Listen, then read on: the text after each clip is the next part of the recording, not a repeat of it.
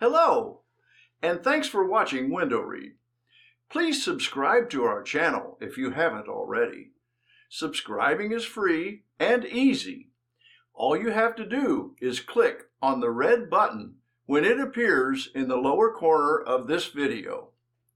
In this episode, we have a special treat. Rather than watch me read, today we welcome the author into the window to read his story. The story is called The Shiner by Ray Ziemer. Born and bred on the south side of Chicago, R.G. Ziemer has worked in construction trades, practiced genealogy, and taught English from junior high school to college.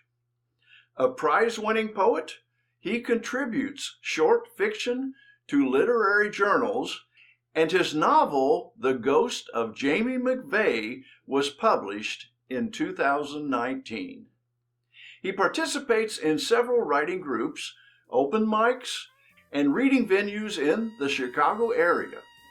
When not writing or reading, he may be found paddling his canoe on the west branch of the DuPage River near his Warrenville home. More information available at rgziemer.com.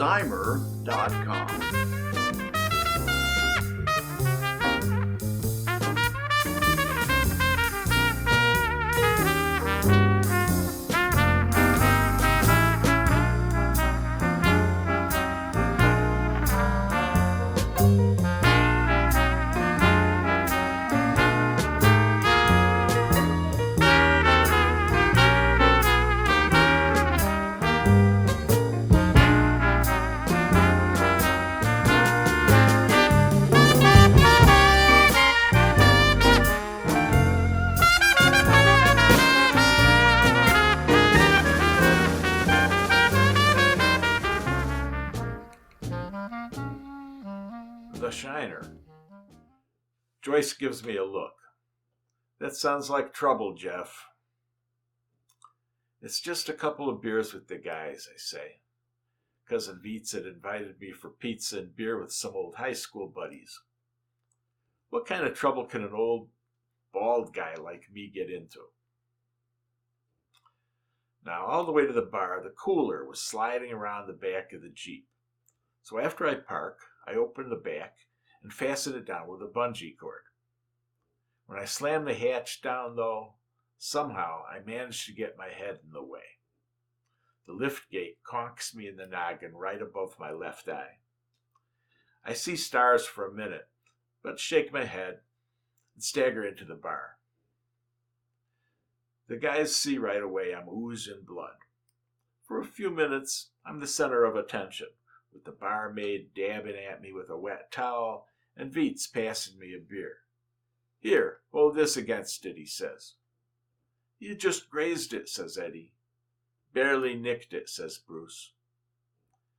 You sure Joyce didn't smack you one, Joe kids?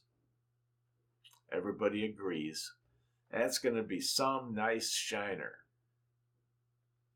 In a little while, the bleeding stops, and we get on with our pizza and beer, the laughs and the lies. Next morning, though, my eye has swole up like a tennis ball. It looks like a globe of the earth sticking out of my face, black and blue with all the colors of the continents and the 7 seas. You can trace the rivers of the world down the veins of my poor puffy eyeball. Nice shiner, says Joyce, usually a more sympathetic person.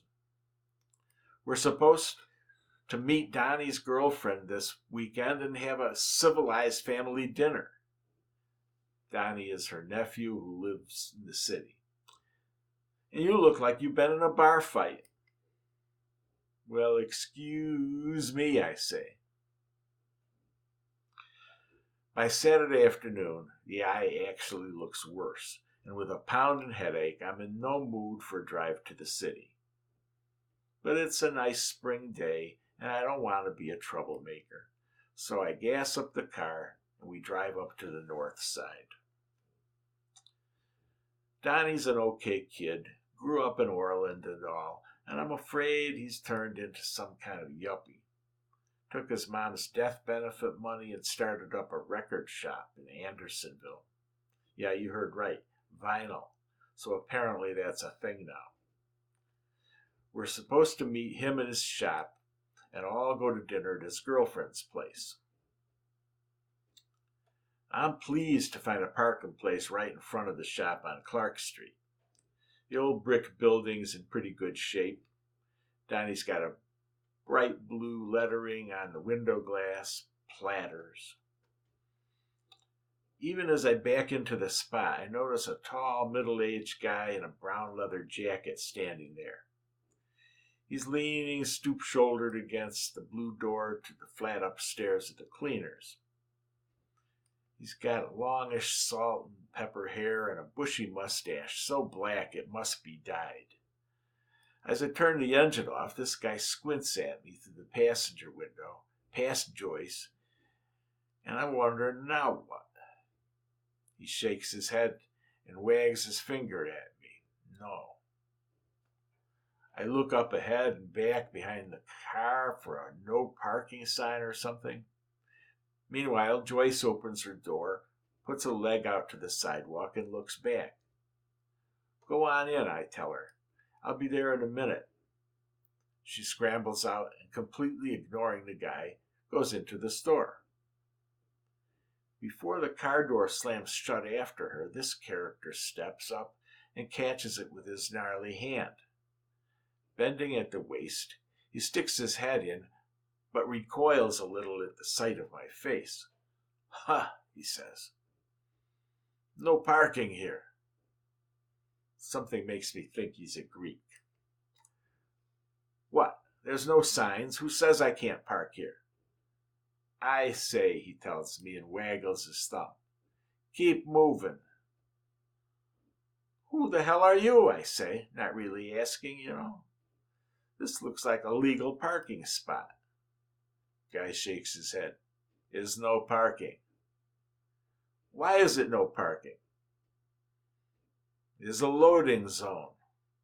What? There's no signs for a loading zone. Who says it's a loading zone? I say. He slams the car door shut. He makes shooing motions with both hands and leans back in the doorway again. Deep breaths, deep breaths.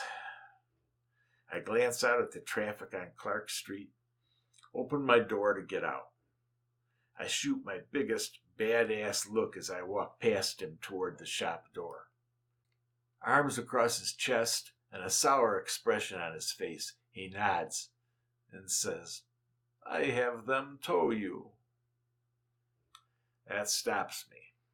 Now I'm wondering, is this guy connected, or is he just blowing smoke? I look at him. Well, just do what you gotta do, all right? Yeah, you son of a bitch, he says, his voice going up, his finger pointing. I have them tow you. Look, I tell him. If you get in delivery or something, okay. If the truck comes while I'm here, I'll move, okay? I'll keep an eye out. He gives me an evil grin. Oh, you keep an eye out. He laughs. Your eye already mostly out. I lunge at him. Yeah, your eyes are going to be looking out of your ass in a minute. He puffs up his chest. Come on, he shouts. Take a punch at me. I sue you for everything you got, you son of a bitch. I shake my fist, drawing closer. You're not suing anybody if I pound you into a gyros. I'm calling the cops, he yawps, and fumbles a phone from his pocket. Call a frickin' ambulance, I yell, 'cause that's what you're gonna need. Police, he yells, help, police. I look around, and as it happens, a large pear-shaped beat cop is actually strolling down the sidewalk across the street. He stops when he hears all the commotion. He sees two guys waving their arms about and yelling, and I'm sure it looks like a situation that could get out of hand any second.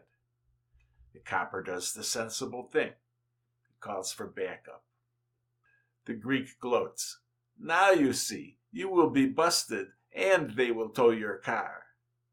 I turn toward the cop just as he starts to cross over. One look at me and he turns pale, slowing in the street. Before I can say a word, he pats me on the shoulder and steers me by an elbow to the curb behind the Jeep. "All right, sir, all right," he says. "Settle down now. We'll get you taken care of right away." "Tell him," the Greek is shouting. "Tell him it's no parking." The cop's vest radio crackles and he reports dispatch. "I got a citizen down, injured, with a head trauma." "Tow the son of a bitch," the Greek howls, approaching. "Hold it right there," the cop bellows and pulls his service revolver. I duck down behind the Jeep, covering my face. A squad car whoops up with lights flashing and screeches to a stop. As the cops leap out, first one, then the other looks at my face and does a double take. "It's no parking," I hear the Greek shout, but his voice is drowned out by an ambulance wailing down Clark Street. When Joyce and Donnie walk out of the store, their jaws drop. Mars lights flash all over the neighborhood, reflecting off storefronts and strobing pedestrians. A considerable crowd has stumbled out of the local bars and restaurants. The jostling mob spills from the sidewalk into the street, and cops mill about, yelling and threatening. We've got the Greek bent over the trunk of a squad car, his hands cuffed behind him. I'm on the curb with a paramedic leaning over me. He's running me through concussion protocols as if I was a Bears cornerback, and honestly, I'm eating it up. Joyce walks over, shaking her head. "I was only gone for a few minutes," she says. "Wow, Uncle Jeff," Donnie says. "That's some shiner."